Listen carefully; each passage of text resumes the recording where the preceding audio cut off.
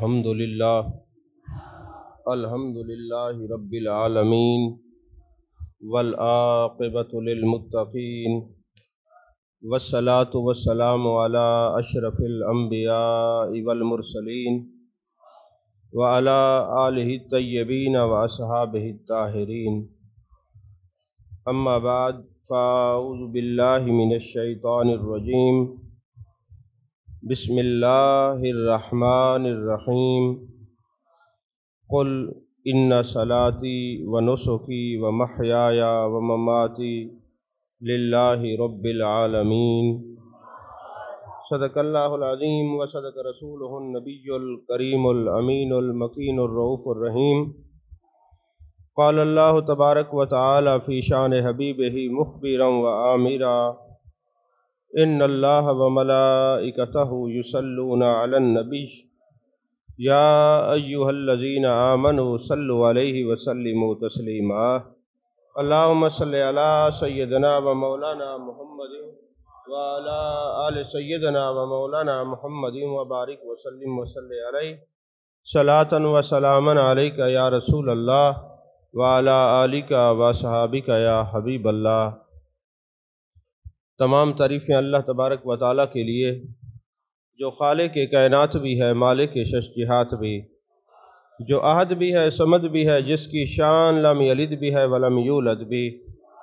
لا تعداد ہدیہ درود و سلام بارگاہ سید الانام، شفیع رحمت، والی امت، شاہ خوباں، جان جانا، شہنشاہ حسینہ، سید سروراں، سیاہ لا مکاں، تتمہ دوراں، سرخیل زہرہ جمالاں، رازدان ما اوہا، شاہد ما طغا، صاحب علم نشرہ، معصوم آمنہ، احمد مجتبیٰ، حضرت محمد مصطفیٰ صلی اللہ علیہ وآلہ وصحبہ وبارک وسلم کی دربار ناز میں اپنی عقیدتوں، ارادتوں، محبتوں کا خراج پیش کرنے کے بعد، آپ حضرات جانتے ہیں کہ آج ہماری گفتگو کا جو عنوان تھا وہ یہ تھا کہ روحانی بیماریوں سے کیسے بچا جائے۔ آپ جانتے ہیں کہ بیماری سے تب بچا جا سکتا ہے جب علم ہو جائے کہ بیماری کون سی ہے۔ اگر تشخیص ہی درست نہ ہو اور آپ پھرتے رہیں کبھی کسی ڈاکٹر کے پاس کبھی کسی کے پاس اور پتہ ہی نہ چلے، آپ حضرات اس بات کو بخوبی جانتے ہیں کہ جب کوئی بندہ بیمار ہوتا ہے نا تو اکثر وہ کہتے ہیں یا ڈاکٹر صاحب پتہ ہی نہیں چل رہا مسئلہ کیا ہے، علامات مختلف ہیں، سمجھ میں نہیں آ رہا، کوئی بس کچھ کہہ نہیں سکتے۔ تو وہ پھر آپ کے ٹیسٹ کرواتا ہے اور ٹیسٹ کے بعد پھر رپورٹس بتاتی ہیں کہ اس کو ٹائیفائڈ ہے، اس کو شوگر ہے، اس کو ٹی بی ہے یا وغیرہ وغیرہ کوئی بیماریاں ہیں۔ تو پہلے تو آپ یہ غور کریں کہ بیماری کا علاج تب ممکن ہوگا جب تک یہ دیکھنا ہوگا کہ تشخیص کرنی ہوگی کہ بیماری ہے کیا۔ جب تک آپ تشخیص نہیں کریں گے، بیماری کو نہیں ڈھونڈیں گے تو اس کا علاج ممکن نہیں۔ اب روحانی امراض ہر بندہ کہتا ہے، روحانی بیماریاں ہر بندہ کہتا ہے۔ پہلے تو یہ تشخیص کرنی چاہیے کہ یہ روحانی بیماری کہتے کس کو ہے۔ توجہ ہے آپ کی؟ روحانی بیماریاں کیا ہوتی ہیں؟ جسم بیمار ہوتا ہے تو جسم میں کئی بیماریاں آتی ہیں، کسی کو ہارٹ کا پرابلم، کسی کو آنکھوں کا پرابلم، جتنے عضو ہیں باڈی کے علیحدہ علیحدہ بیماریاں ہیں۔ تو جسم اور روح کے ملاپ سے یہ آدمیت اور یہ انسانیت معرض وجود میں آئی ہے۔ تو اگر جسم کے اندر بیماریاں ہیں اور یہ بیماریاں اتنا زیادہ ہو جائیں، اس کا علاج نہ کیا جائے تو جان چلی جاتی ہے۔ تو روح کے اندر بھی بیماریاں ہیں، اگر ان کا علاج نہ کیا جائے، جسم کا علاج نہ ہو تو جان چلی جاتی ہے، اور اگر روح کی بیماریوں کا علاج نہ ہو تو ایمان چلا جاتا ہے۔ اور ایمان جو ہے وہ جان سے زیادہ قیمتی ہے۔ آپ کہتے نہیں جی دعا کریں خاتمہ ایمان بر ہو جائے، یہ کوئی نہیں کہتا میں تندرستی سے مر جاؤں، یہ ضرور کہتے ہیں کہ جناب خاتمہ ایمان بر ہو جائے۔ تو پتہ چلا ایمان کوئی ایسی قیمتی چیز ہے صحیح کہ جس کے لیے آپ اور ہم ہر وقت دعا کرتے ہیں کہ اے اللہ ہمارا خاتمہ ایمان پر ہو جائے۔ تو اب خاتمہ ایمان پر ہو جائے تو دیکھنا یہ ہوگا کہ یہ جو روح ہے نا، اس کی بیماریاں کیا ہیں۔ روح کی جو سب سے بڑی بیماری ہے وہ حسد ہے۔ آپ کو پتہ ہونا چاہیے کائنات میں سب سے پہلے شیطان نے آدم علیہ السلام سے حسد کیا۔ شیطان نے سب سے پہلے تکبر کیا، یعنی یہ کہا کہ اے اللہ یہ جس مخلوق کو تو نے پیدا کیا ہے میں اس سے افضل ہوں۔ یہ اپنے آپ کو افضل سمجھنا اور دوسرے کو کم تر سمجھنا، یہ بھی روحانی بیماریوں میں سے ایک بیماری ہے۔ آج ہمارے ارد گرد کے اندر کتنا آپ ماحول دیکھیں، کوئی بندہ کسی کو کوئی سمجھتا ہی نہیں، وہ کہتا ہے جو کچھ میں ہوں دوسرا کوئی ہے نہیں۔ یہ حسد، یہ ایک بیماری، تکبر بیماری، غیبت بیماری، چغل خوری بیماری، اور ادھر ادھر سے جا کے لوگوں کے معاملات خراب کرنا، یہ بدگمانی ایک بیماری، بد عقیدگی ایک بیماری، اور لوگوں کی ٹو میں رہنا۔ اللہ نے فرمایا لا تجسسوا، ایک دوسرے کی جاسوسی نہ کیا کرو۔ یہ ساری روحانی بیماریاں ہیں۔ یہ کیسے دور ہو سکتی ہیں؟ اس کے کئی طریقے بیان کیے گئے ہیں۔ صوفیاء تو کہتے ہیں کسی اللہ والے کی نگاہوں میں رہو، جب اللہ والے کی نگاہ پڑے گی یہ بیماریاں جل کر راکھ ہو جائیں گی۔ سب سے سادہ علاج۔ اور دوسرا، اگر آپ تھوڑی سی کوشش کریں تو یہ بیماریاں دور ہو سکتی ہیں۔ مثلا میرے آقا کریم صلی اللہ علیہ وسلم کے فرمودات پر عمل کیا جائے تو کئی بیماریوں سے جان چھوٹ سکتی ہے۔ میرے آقا علیہ السلام نے فرمایا لوگو اگر تم نے جنتی انسان کی زیارت کرنی ہو تو تمہارے نبی تمہیں ایک نشانی بتاتے ہیں، ایسا شخص جنتی ہے اس کی زیارت کیا کرو۔ وہ کون سا بندہ ہے؟ فرمایا جو کبھی کسی سے حسد نہ کرے وہ جنتی ہے۔ تو اگر کوئی یہ سوچ لے کہ میرے آقا نے فرمایا حسد نہیں کرو گے تو جنت میں جاؤ گے، اور میں جنت میں جانا چاہتا ہوں، تم میں سے کون ہے جو کہتا ہے میں جنت میں جانا چاہتا ہوں؟ سبھی چاہتے ہیں نا، تو پھر حسد چھوڑ دو، ایک بیماری ختم ہو جائے گی۔ کسی سے حسد نہ کرو۔ اور حسد کی تعریف کیا ہے، ڈیفینیشن کیا ہے حسد کی؟ حسد یہ ہے اللہ کی تقسیم کا انکار کرنا۔ میرے مالک یہ جو عظمت اور شان تو نے اس کو دیا، کیوں دیا؟ یہ مجھے دی ہوتی۔ اب جو اللہ کی تقسیم کا انکار کرے اس کا مقابلہ کیسے آئے؟ تو ظاہر سی بات ہے یہ شیطان نے بھی یہی کہا تھا اے اللہ میں افضل ہوں، یہ اس کو پیدا کیا، یہ تو جناب والا مجھ سے، یہ تو مٹی کا بنا ہوا ہے، میں آگ کا بنا ہوا ہوں۔ اپنے آپ کو افضل سمجھنا، دوسرے کو کم تر سمجھنا، تکبر کرنا، یہ شیطانی بیماری بھی ہے اور روحانی بیماری بھی ہے۔ تو عزیزان محترم، میرے آقا علیہ السلام نے فرمایا، ایک مشہور روایت میں اکثر بیان کرتا ہوں، آپ حضرات نے سنی ہوگی۔ ایک دن میرے آقا کریم صلی اللہ علیہ وسلم کا دریائے رحمت جوش میں تھا۔ آپ تو ہر وقت آپ کا دریائے رحمت جوش میں رہتا ہے۔ ہم تو مائل بکرم میں کوئی سائل ہی نہیں، راہ دکھلائیں کسے کوئی راہ رو منزل ہی نہیں۔ وہ تو ہر وقت یہی چاہتے ہیں کہ کوئی میرا امتی ایک طرف میری ایک بار متوجہ تو ہو جائے، پھر میں اس کو اپنی رحمتوں سے مالا مال کر دوں۔ تو میرے آقا علیہ السلام کا دریائے رحمت جوش میں آیا۔ سیدہ کائنات حضرت ام المومنین حضرت عائشہ صدیقہ رضی اللہ تعالیٰ عنہ جلوہ گر ہیں۔ میرے آقا نے فرمایا اے عائشہ مانگو کیا مانگتی ہو، مانگو کیا مانگتی ہو۔ عرض کرنے لگی یا رسول اللہ صلی اللہ علیہ وسلم اگر آپ فرمائیں تو میں اپنے ابا جان سے مشورہ کر لوں۔ میرے آقا علیہ السلام نے فرمایا ہاں اجازت ہے، مشورہ کر لو۔ اب حضرت سیدہ کائنات صدیقہ کائنات حضرت سیدنا صدیق اکبر رضی اللہ تعالیٰ عنہ کی بارگاہ میں جاتی ہیں اور ارشاد فرماتی ہیں ابا جان آج محبوب علیہ السلام نے یہ فرمایا ہے، اور یہ یاد رکھیے ہیں تو یہ صدیقہ کائنات صدیق اکبر کی بیٹی مگر ام المومنین ہے، میرے آقا کی زوجہ پاک ہے۔ تو یہ باپ ہونے کی وجہ سے میں نے یہ کہا کہ ان کے پاس گئیں، ورنہ ادب کا مقام کچھ اور کہتا ہے۔ عزیزان محترم، پھر جب حضرت صدیق اکبر رضی اللہ تعالیٰ عنہ سے ملاقات ہوئی، ابا جان ایسے محبوب نے فرمایا مانگو کیا مانگتی ہو۔ تو میں نے کہا ابا جان سے مشورہ کروں۔ حضرت صدیق اکبر رضی اللہ تعالیٰ عنہ رازدار نبوت ہیں۔ آپ فرماتے ہیں اے ام المومنین حضرت سیدہ عائشہ صدیقہ رضی اللہ تعالیٰ عنہ، جب محبوب یہ پوچھیں تو آپ نے ایک ہی بات محبوب کی بارگاہ میں عرض کرنی ہے، یا رسول اللہ صلی اللہ علیہ وسلم، جب آپ معراج پہ گئے تھے اللہ اور آپ کے درمیان بڑی راز و نیاز کی باتیں ہوئی تھی، کوئی ایک بات تو بتا دیں۔ توجہ نہیں فرمائی آپ، کوئی ایک بات تو بتا دیں۔ اب کچھ وقت گزرا، پھر محبوب نے فرمایا عائشہ مانگو کیا مانگتی ہو؟ یا رسول اللہ صلی اللہ علیہ وسلم جب آپ معراج پہ گئے تھے بڑی راز و نیاز کی بات ہوئی تھی، کوئی ایک بات ہی ارشاد فرما دیں۔ آپ مسکرائے، اور حضرت نظام الدین اولیاء کی ملفوظات میں یہ واقعہ اور یہ روایت موجود ہے۔ آپ مسکرائے، آپ مسکرانے کے اسباب دو تھے، ایک یہ تھا کہ جب بتا دیا تو پھر راز کیسا، اور دوسرا یہ تھا کہ اے عائشہ یہ سوال تیرا نہیں، یہ سوال صدیق اکبر کا ہی ہو سکتا ہے۔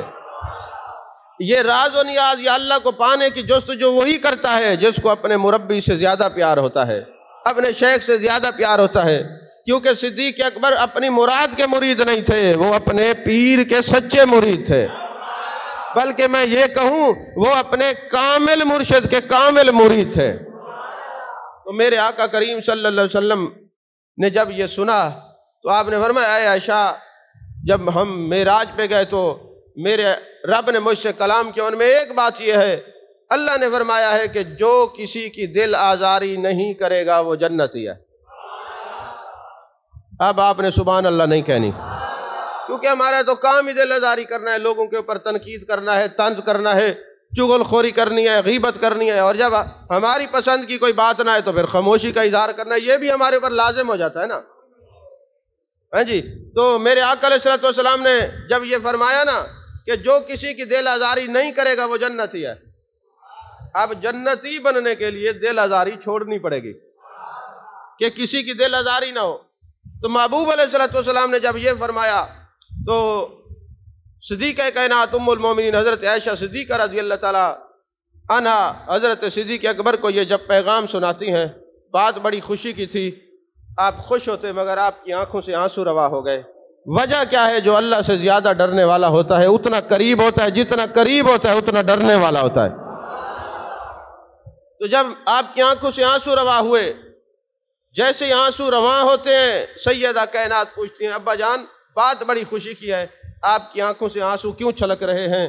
حضرت صدیق اکبر نے فرمایا کہ میرے آقا نے فرمایا جو کسی کی دل آزاری نہ کرے وہ جنتی ہے۔ اس کا اگلا ترجمہ یہ بھی بنتا ہے جو کسی کی دل آزاری کرے گا وہ جہنمی ہے۔ میں رو رہا ہوں کہ پتہ نہیں کتنوں کی دل آزاری ہم کرتے ہیں۔ اب یہ دل آزاری کرنا بھی ایک روحانی بیماری ہے، حسد کرنا یہ بھی بیماری ہے۔ محبوب نے فرمایا جو حسد نہیں کرے گا جنتی، جو کسی کی دل آزاری نہیں کرے گا وہ جنتی، جو تکبر نہیں کرے گا وہ جنتی، جو اپنے آپ کو کم تر اور دوسرے کو افضل سمجھے گا وہ جنتی۔ توجہ نہیں فرمائی۔ عزیزان محترم، حضرت ابو ذر غفاری رضی اللہ تعالیٰ عنہ فرماتے ہیں، ابن ماجہ کی حدیث پاک ہے، میرے آقا علیہ الصلوۃ والسلام نے فرمایا لوگوں تمہیں دین کا حسن نہ بتا دوں؟ آپ دیندار ہیں کہ نہیں ہیں؟ بولیے۔ آج میرا دل کرتا ہے میں آپ سے تقریر کروں، کیونکہ بشیرن کو آ رہی ہے نیند، وہ بار بار جمائیاں لے رہا ہے، کیونکہ یہ صرف نعت کے وقت ٹھیک ہوتے، آگے پیچھے یہ مختلف بیماریوں میں یہ بھی ایک بیماری ہے کہ جلدی باز کریں میں نعت پڑھاؤں تھوڑی سی جیب گرم ہو جائے۔ ہم تو جیب گرم کرنے کے لیے نہیں آتے، ہم تو دل گرم کرنے کے لیے آتے ہیں۔ تو یہ بار بار منہ پہ ہاتھ رکھنا، پتہ ہے کہ ان کو یہ تقریر بھول جاتی ہے، اگر یہ حالت کریں یہ اختیاری حالت ہے تاکہ کریں جلدی۔ آج یہ نعت نہیں پڑے گا، آج صرف تقریر ہوگی، کیونکہ آج تو تمید ہی، ابھی تو کلمات بیان کرتے وقت ختم ہو جاتا ہے۔ تو اب میں اپنے موضوع پورا تو نہیں کر سکوں گا لیکن کچھ نہ کچھ قریب لے جاؤں گا انشاءاللہ۔ تو عزیزان محترم، میرے آقا نے فرمایا دین کا حسن کیا ہے؟ دین کا حسن یہ ہے کہ لایانی باتوں کو ترک کر دو، یعنی جس بات سے تمہارا کوئی لینا دینا نہیں اس کو چھوڑ دو، یہ دین کے حسن کی علامت ہے۔ یوں میں اس کی تشریح کر دوں، اگر تم نے یہ دیکھنا ہو کہ فلاں بندہ بڑا دیندار ہے اور دیندار ہے تو کتنا دین کے اندر حسن رکھتا ہے، اس کے قریب ہو کے دیکھو کہ وہ لایانی باتوں جیسے کوئی تعلق نہ ہو اس کو چھوڑتا ہے کہ نہیں چھوڑتا۔ اب آپ کہیں گے لایانی باتیں کیا ہوتی ہیں؟ دو تین باتیں مثالیں دے کے سمجھاتا ہوں۔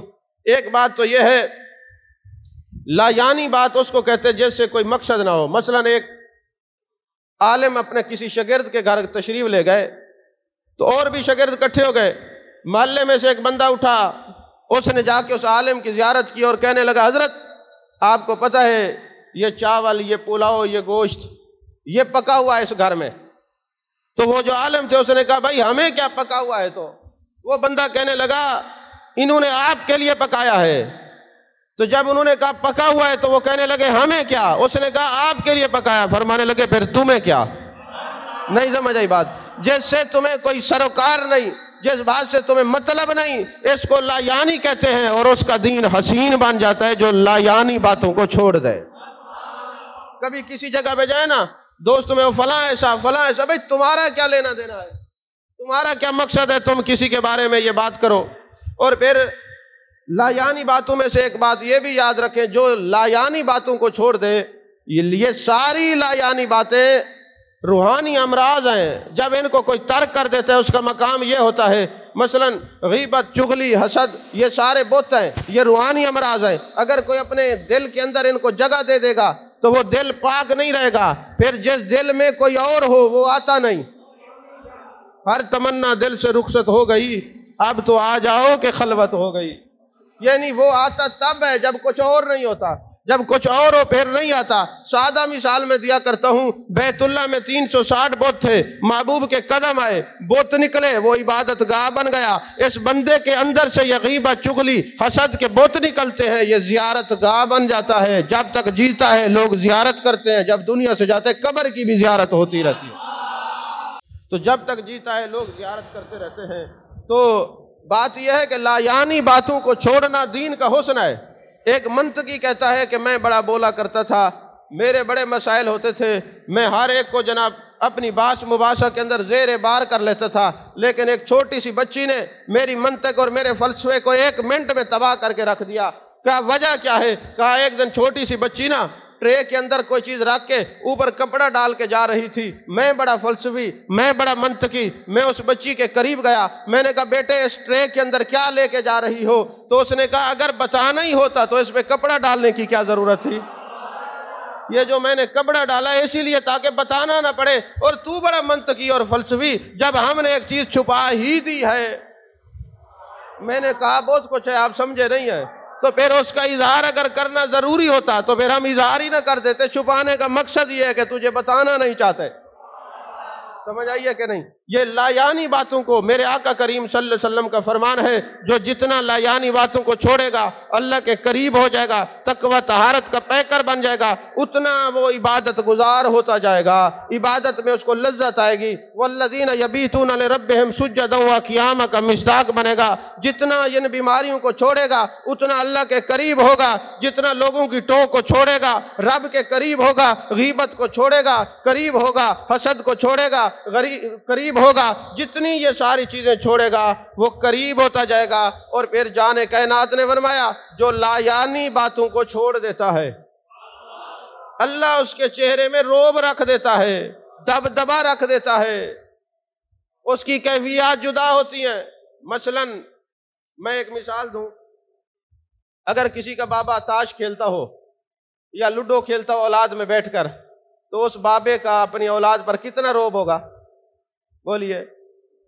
اور اگر کوئی بندہ ہر وقت اللہ کی عبادت میں رہے تو وہ دوسرے بندے بھی کہیں گے یار تھوڑی دیر رک جاؤ، یہ گزر جائے پھر کھیلتے ہیں۔ نہیں سمجھے؟ آخر وہ بھی بندہ اور یہ بھی بندہ، وجہ کیا ہے؟ میرے آقا کریم صلی اللہ علیہ وسلم کا فرمان ہے جو تقوی اور طہارت اور لا یعنی باتوں کو چھوڑتا ہے اللہ اس کے چہرے میں روب رکھ دیتا ہے۔ اور حضرت علی عطار رحمت اللہ علیہ بہت بڑے بزرگ ہیں، وہ فرماتے ہیں میں نے محبوب کی اس حدیث کو عملی طور پہ دیکھا۔ بصرہ کا جو ہے نا روڈ تھا، میں ایک روڈ سے گزر رہا تھا، میں نے دیکھا کہ چند بابے وہاں روڈ کے اوپر بیٹھے ہیں، سامنے بچے کھیل رہے ہیں۔ میں نے بچوں سے سوال کیا بچوں یہ اتنے بزرگ بیٹھے ہیں، سفید داڑھیوں والے بیٹھے ہیں، تمہیں ان کا حیا نہیں؟ تم ان کے سامنے کھیل رہے ہو۔ ہمارے بزرگوں نے تربیت کی کہ بزرگوں کے سامنے ادب سے جھک کے بیٹھ جانا چاہیے، ان سے کچھ سیکھنا چاہیے، ان کے تجربات سے فائدہ لینا چاہیے، ان کے قرب اور تقوی سے کچھ حاصل کرنا چاہیے۔ بچوں تمہیں حیا نہیں آئی؟ اتنے بزرگ بیٹھے ہیں اور تم گلیوں میں کھیل رہے ہو۔ تو انہوں نے بڑا جواب ایک بچے نے دیا، اس نے کہا اے علی عطار ہمیں کیا تبلیغ کرتے ہو؟ جب سے ان بزرگوں نے تقوی تقوی چھوڑا ہے، طہارت چھوڑی ہے، لا یعنی باتوں کو نہیں چھوڑا، اللہ نے ان کے چہرے اور ان کی جسم سے روب کو ہٹا لیا ہے، ہمیں اب ان سے ڈر نہیں لگتا۔ وجہ کیا ہے؟ ان میں تقوی نہیں۔ تقوی ہوتا یہ اس کا حیا کرتے، ہم ان کا حیا کرتے۔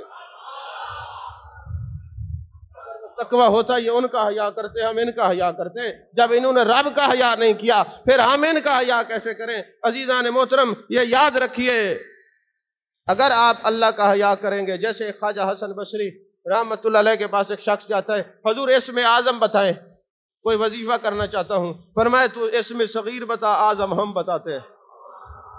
کہا اللہ کا نام صغیر کیسے ہو سکتا ہے؟ اللہ کا نام تو ہے اسم اعظم، شرط یہ ہے کہ تقوی طہارت ہو، حلال رزق بیدے میں ہو، پھر جو بھی پڑھو گے وہی اسم اعظم کہلائے گا۔ ایک اور بندہ جاتا ہے مولا کائنات کے پاس، حضور کوئی وظیفہ بتائیں، تذکیر کر لوں، لوگ میرے تابع ہو جائیں، میری عزت کریں۔ فرمایا تو رب کے تابع ہو جا، کائنات تیرے تابع ہو جائے گی۔ سادہ سا نسخہ ہے۔ اب ہم کچھ کرنا نہیں چاہتے، بس یہ فلانا ایسا، فلانا ایسا، فلانا ایسا، اسی فلاں کے اندر جان چلی جاتی ہے۔ وہ مجھے ایک بات یاد آئی، پیر ماں، دستگیر ماں، قطب ربانی، غوث سمدانی، قندیل نورانی، شہباز لا مکانی، حضرت سیدنا شیخ عبد القادر جیلانی قدس سیر العزیز۔ جمعہ کا دن ہے، جامع مسجد میں آپ نے تقریر کرنی ہے۔ آپ کے صاحبزادہ صاحب کہنے لگے، حضور میں بھی عالم بن گیا ہوں، پڑھ گیا ہوں، اور آپ جب تقریر کرتے ہیں تو مجمع ہوتا ہے، 400 بندے لکھتے ہیں آپ کے ملفوظات عالیہ کو، اگر آپ اجازت دیں تو آج تھوڑی سی تقریر میں کر لوں۔ آپ نے فرمایا ضرور کیجئے۔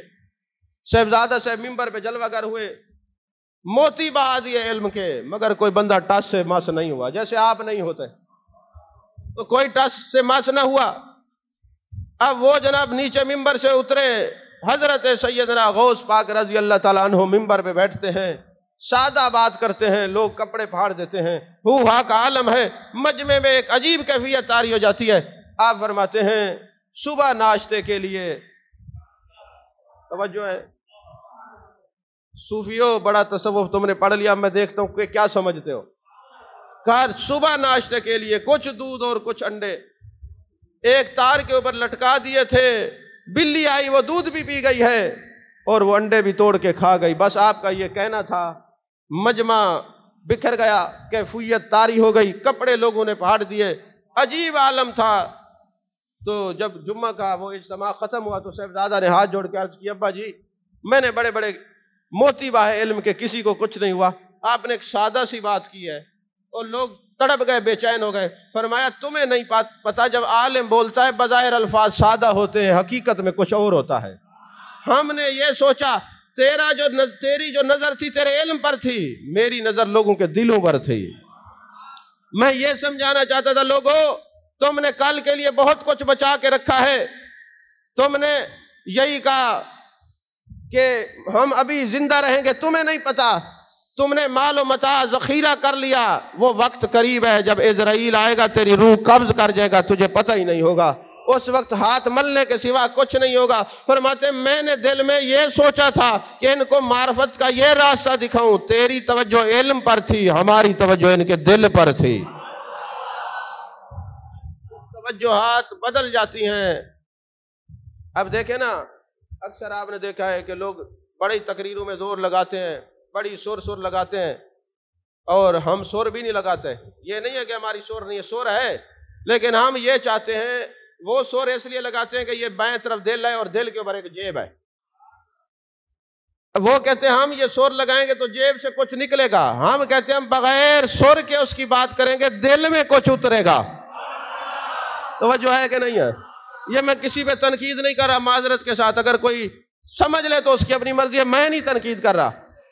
جب صوفی کلام کرتا ہے تو اس کا طریقہ تدریس کچھ اور ہوتا ہے، اور جب ظاہر بھی کوئی تقریر کرتا ہے یا حضرت نعت پڑھتے ہیں، ان کا طریقہ کچھ اور ہوتا ہے۔ یہ کہتے ہیں میں ایسی سر لگاؤں کہ ان کے اندر سے کوئی سر کا حوالہ نکلے اور یہ جیب سے کچھ نکالے۔ اور صوفی جب کلام کرتا ہے وہ کہتے ہیں میں اس کو یاد کر کے، اس کی یاد میں، ان کے دل میں ان کی یاد کو بٹھا دوں۔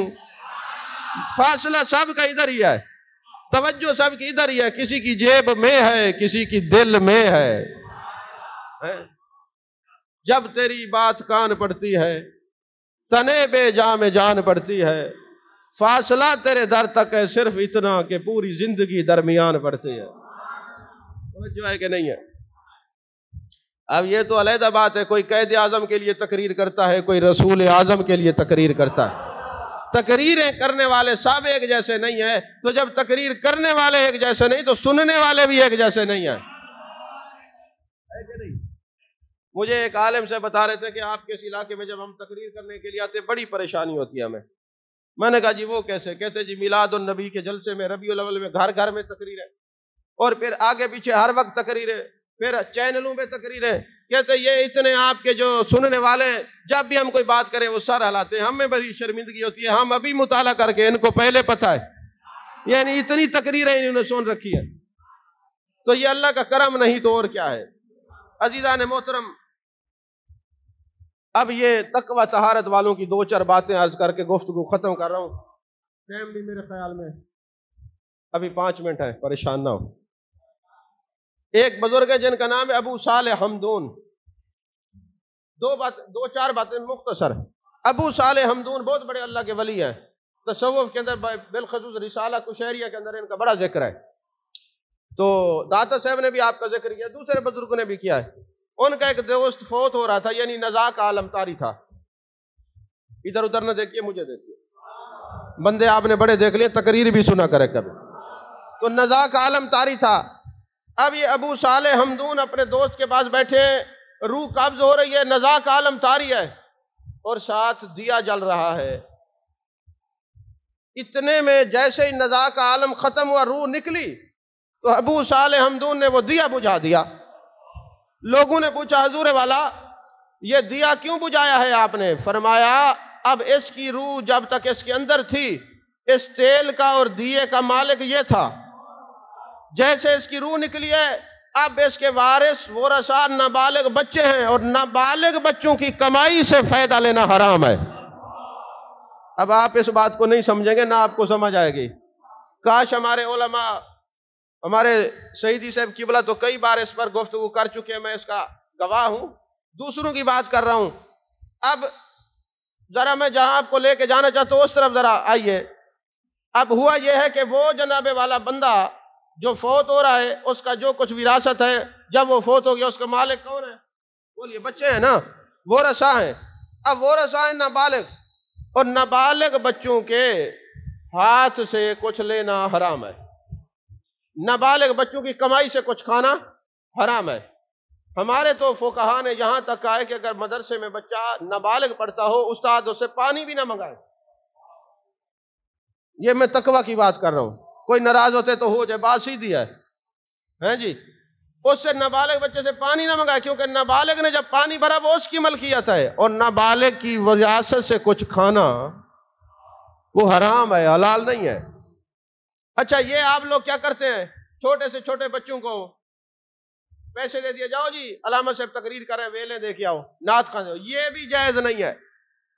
ہاں اب بات سکتے، اب آپ نہیں بولیں گے۔ جیسے ایک دفعہ پہلے نا میں نے ایک مسئلہ بیان کیا تھا، رحمت اللہ بھی بیٹھا ہے، کہ چکی کے اندر جو آپ گندم پسواتے ہیں اور پسائی کے ساتھ وہ اس کی قیمت ادا کریں، ساتھ جو آپ وہ آٹا کٹواتے ہیں نا پیسے بھر کے، یہ سود ہے۔ تو یہ چکی والوں کو بڑی پرابلم ہوئی، رحمت اللہ کو تو نہیں ہوئی، یہ تو خوش ہوا۔ تو جب میں نے یہ بیان کیا تو یہ چکی والے سارے خلاف ہو گئے، اور پھر ماشاءاللہ ہمارے طرف تو علماء کا جم غفیر ہے، اور اب بڑے بڑے وقت کے بعد یزید اور جنید ہمارے علاقوں میں رہتے ہیں۔ تو جب یہ سارے اکٹھے ہوئے مولوی حضرات، انہوں نے کہا یہ تو بات ہی غلط ہے سرے سے، ہم نے ہمارا باپ دادا بھی وہ جو ہے نا کٹوتی دیتا رہا، یہ عجیب بات کر دی ڈاکٹر صاحب نے، غلط بات ہے۔ اللہ تعالیٰ دیر کا سلامت رکھے مفتی غلام مصطفیٰ رضوی صاحب دامت برکاتہم العالیہ، یہ سارے مولوی اکٹھے ہو کے وہاں چلے گئے۔ جب وہاں پہ گئے تو وہاں کہتے جی ایک بندہ ہے وہ بیر سے پڑھ کے آیا ہے، اور یہ ہے وہ ایسی باتیں کرتے ہیں کہ یہ سود ہے۔ انہوں نے کہا بندے کا نام تو بتاؤ، انہوں نے میرا نام بتاؤ، نے کہا استغفر اللہ، اگر وہ عالم نہیں ہے تو پھر تم تو ویسے ہی جاہل ہو۔ جو بات انہوں نے کی ہے، مسئلہ یہی ہے، تم جاؤ ان کی قدم بوسی کرو کہ تمہیں تو سود سے بچایا ہے اور تم انہی کو پڑھ گئے ہو۔ یعنی یہ حالت ہے کہ جو بندہ سچی بات کرے لوگ اسی کو پڑھ جاتے ہیں، اور یہ حقیقت ہے۔ بچیے، آپ یہ کہیں جی ہمارے پاس پیسے نہیں ہیں تو ہم آٹا نکلوا لیتے، تم پہلے گندم دے دو، گندم اور آٹا یہ جنس اور ہے، بدل جاتی ہے، لیکن جب تم گندم پسواتے تو پیسے دو تاکہ وہ کٹوتی نہ کرے، اگر تمہارے پاس پیسے نہیں تو گندم دے دو، آٹا نہ دو، مسئلہ یہ بھی ہے کیوں جی، ہے نا ایسی بات؟ تو اب پھر کون سنے؟ اور جب ہمارے اندر یہ ایسی کمائی جائے گی، ایسے کھانے جائیں گے تو حالات کیا ہوگا؟ وہی ہوگا جیسے آپ کو بات اللہ کی کرتے ہیں آپ سو جاتے ہیں۔ اور اس میں قصور ماؤں کا بھی ہے کہ پچھلے زمانے میں ہم نے دیکھا ہے کہ مائیں اپنے بچوں کو دودھ پلاتی تھی تو درود شریف کی لوری دیتی تھی اور پیدا بھی علم و دین ہوتے تھے، درود و سلام کی لوری دے کے دودھ پلاتی تھی، وضو کر کے دودھ پلاتی تھی۔ اب میں نے نہیں سنا اس دور کے اندر کہ کوئی ماں درود و سلام پڑھ کے دودھ پلائے، نہیں، وہ کہتی ہے ان کو کھیر پلاؤ مویا سمے، ایسا ہے کہ نہیں؟ وہ دودھ بھی پلاتے سلانے کے لیے، اور پھر ہم ایسے سوئے ہیں کہ ہم سرکار کا نام ہے جاگتے ہی نہیں ہیں، کیونکہ ماں نے اس نیت سے دودھ پلایا یہ سو جائے۔ اب جب سے یہ سوئے ہیں تو ختم نبوت کے چوکیدار تو تب پیدا ہوں گے جب ماں درود و سلام کی لوریاں دے کے پھر دودھ پلائے گی نا۔ توجہ ہے کہ نہیں ہے؟ عزیزان محترم، چراغ بجھا دیا، لوگوں نے پوچھا کیوں؟ فرمایا اب وارث نابالغ ہیں اور نابالغ سے لینا کمائی کھانا حرام ہے۔ یارو ہمارے بزرگ تو وہ ہیں کہ بندہ فوت ہو جائے دیا بجھا دیتے، فرمایا اب کوئی صاحب حیثیت بندہ جائے تیل لے آئے دیا لے آئے وہ جلائے تاکہ لوگوں کو فائدہ پہنچے، اس کی وراثت والا تیل والا دیا ہم نہیں جلائیں گے۔ تو یارو وہ تو اتنا احتیاط کریں کہ تیل والا دیا نہ جلائیں اور ہم کل خانی پہ نابالغ کی وراثت سے چاول ہڑپ کر جائیں، یہ بھی نہ دیکھیں ہم نے حلال کھایا یا حرام کھایا۔ بات سیدھی ہے، ناک میں مکھی بیٹھے گی ہم ناک نہیں کاٹیں گے، مکھی اڑائیں گے۔ کل خانی کی میں مخالفت نہیں کر رہا، ایصال ثواب کی کوئی مخالفت نہیں کرتا، کرنا چاہیے، لیکن یہ دیکھنا چاہیے جو تم کھا رہے ہو یہ کسی صاحب حیثیت نے لنگر پکایا ہے یا نابالغ کی وراثت سے ہے۔ نابالغ کی وراثت سے ہے تو بیوہ اور یتیموں کی مدد کرنے کا حکم ہے، ان سے کھانے کا حکم تو نہیں ہے۔ یا کہیں لکھا ہو تو مجھے دکھا دو اگر میں غلطی پر ہوں، اگر بات درست ہے تو تھوڑی توجہ کر لینی چاہیے، دیکھ لینا چاہیے کہ ہم کیا کر رہے ہیں۔ حضرت عبداللہ بن مبارک رحمت اللہ علیہ، ان کا عالم یہ ہے، وہ عبداللہ بن مبارک جو کبھی خدا سے دور تھے حالت اور تھی، جب خدا کے قریب ہوئے تو پھر سانپ بھی گل ریحان کی ٹہنیوں سے مکھی اور مچھر اڑا رہے ہیں۔ وہ عبداللہ بن مبارک، ان کا تقویٰ کا عالم یہ ہے کہ ایک دن جنگل آپ جانور پہ سواری کر کے جا رہے تھے، ان کا اپنا کوئی گھوڑا تھا، تو آپ کی سواری نا شاہی زمینوں میں جا کے چرنے لگ گئے، بادشاہ کی زمینیں تھیں، تو آپ نے اس گھوڑے کو ہمیشہ کے لیے خیر بات کہہ دیا کہ جو گھوڑا شاہی زمین میں جا کے چرتا ہے وہ میرے کام کا نہیں، اور جو ملا جا کے شاہی لوگوں کے چمچہ گیری کرتا ہے وہ دین کے قابل کیسے رہ سکتا ہے؟ ہمارے تو اکابر وہ ہیں کہ شاہی زمینوں میں ان کی سواریاں چریں تو یہ ان کو خیر بات کہہ دیتے ہیں۔ توجہ نہیں فرمائی آپ نے، ان کو خیر بات کہہ دیتے ہیں۔ اور پھر یہ وہ عبداللہ بن مبارک ہیں، علاقہ مرو سے آپ شام صرف ایک وجہ سے گئے تھے کہ آپ نے کسی سے قلم ادھار لے لیا تھا اور واپس آپ قلم ادھار دینے کے لیے گئے کہ میں واپس نہ کر سکا، اور ایک دن یہی عبداللہ بن مبارک کرائے پر، جیسے آج کل گاڑیاں ملتی ہیں نا رینٹ پہ، پہلے یہ گھوڑے خچر اور یہ اونٹ ملا کرتے تھے، آپ نے ایک سواری لی کرائے پر جا رہے تھے تو کسی آدمی نے کہا حضرت یہ خط ہے لیتے جانا، فرمایا میں نے سواری جس سے کرائے پہ لیے اس سے یہ بات نہیں کی تھی کہ میں خط بھی لے کے جاؤں گا، نہیں سمجھ توجہ فرمائی، خط کی اجازت نہیں لی تھی، واپس گئے اس سے اجازت لے کے پھر گئے، کئی میل کا سفر کر لیا تھا۔ اور یہ عبداللہ بن مبارک ایک دن سفر کے لیے جا رہے ہیں تو آپ نے اس قلم کو واپس کیا اور خط کے لیے اجازت لی، یہ تقویٰ کا عالم۔ اور امام نخعی رحمت اللہ علیہ، یہ جو مفتی ہیں وہ ان کا نام اچھی طرح جانتے ہیں، امام نخعی فقہ کے اندر بڑا ان کا نام ہے، یہ اتنے بڑے امام ہیں، یہ ایک رینٹ کے اوپر نا سواری لے کے جا رہے تھے گھوڑا، تو راستے میں جب وہ گھوڑا سر پٹ دوڑا نا تو ہاتھ سے لاٹھی گر گئی۔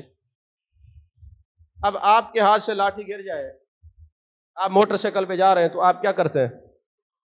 آپ روکتے ہیں اور واپس آتے ہیں اور اپنی جو چیز گری ہوتی ہے، ٹوپی گر جاتی ہے، اس کو اٹھاتے ہیں۔ لیکن امام نخوی تقویٰ کا عالم، تقویٰ کا وہ پہاڑ، آپ نے وہ سواری وہیں باندھی جہاں رکی بریک لگی، کیونکہ گھوڑا تیز دوڑو تو ادھر بریک نہیں لگتی، آدھا میل جا کے بریک لگتی ہے۔ تو اب امام نخعی نے وہاں بریک لگائی جہاں رکے، وہاں درخت کے ساتھ گھوڑا باندھا، پیدل آئے ہیں لکڑی اٹھانے کے لیے۔ توجہ نہیں فرمائی، پیدل آئے ہیں لکڑی اٹھانے کے لیے۔ کسی نے پوچھا ہے امام اتنی بڑی بات؟ فرمایا جب ہم نے یہ گھوڑا لیا تھا نا کرائے پر، تو ہم نے یہ نہیں کہا تھا، ہم نے کہا تھا اس راستے سے جائیں گے، واپسی کا نہیں مقرر کیا تھا، اگر یہ کروں گا تو اللہ کے حضور میں نے جواب دے رہا ہے۔ اور ہمیں تو پھر جو کچھ ملتا ہے ہضم، اور پھر کہتے دعائیں قبول نہیں ہوتی، اولاد بات نہیں مانتی، نافرمانی کرتی ہے۔ ذرا دیکھیں تو صحیح، ہم جو لے رہے ہیں، کھا رہے ہیں کسی کا یتیم کا مال تو نہیں کھا رہے۔ حضرت عیسیٰ علیہ السلام، آخری بات اور گفتگو ختم، ابھی جو میں نے تیاری کی تھی اس سے 1% بھی گفتگو نہیں کر سکا۔ تو حضرت عیسیٰ علیہ السلام اللہ کے نبی ہیں، روح اللہ ہیں، ایک قبرستان سے گزرے تو دیکھا قبر کے اندر عذاب ہو رہا ہے۔ اللہ کے نبی کا معنی وہ ہوتا ہے غیب کی خبر دینے والا، نبی ہوتا ہی وہ ہے جس کے سامنے کوئی شے چھپی ہوئی نہ ہو۔ آپ نے اللہ کی بارگاہ میں دعا کی، میرے مالک اس مردے کو زندہ کر دے، تیرا نبی کچھ پوچھنا چاہتا ہے۔ رسالہ کشیری کے اندر یہ بات ہے، حوالہ بھی دے دوں۔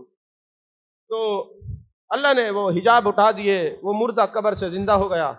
حضرت عیسیٰ روح اللہ نے پوچھا تجھ پر عذاب کیوں ہو رہا ہے؟ اب سنیے عذاب کیوں ہو رہا تھا، عذاب کیوں ہو رہا تھا سنیے۔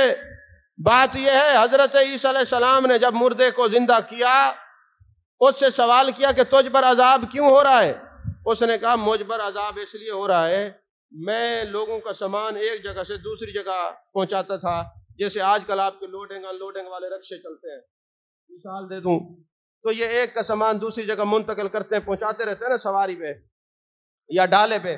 تو اس وقت جو سواری ہوتی تھی، کہتے ہیں میں لوگوں کا سامان ایک طرف سے دوسری جگہ پہنچاتا تھا، اور ایک دن کچھ لکڑیاں میں کسی کی پہنچانے لگا، میرے دانت میں کوئی چیز پھنسی ہوئی تھی، تو ان لکڑیوں کا ایک چھوٹا سا تیلا میں نے توڑا اور دانتوں سے خلال کیا، جب سے مرا ہوں مجھ پر عذاب ہو رہا ہے، وہ لکڑی واپس کر۔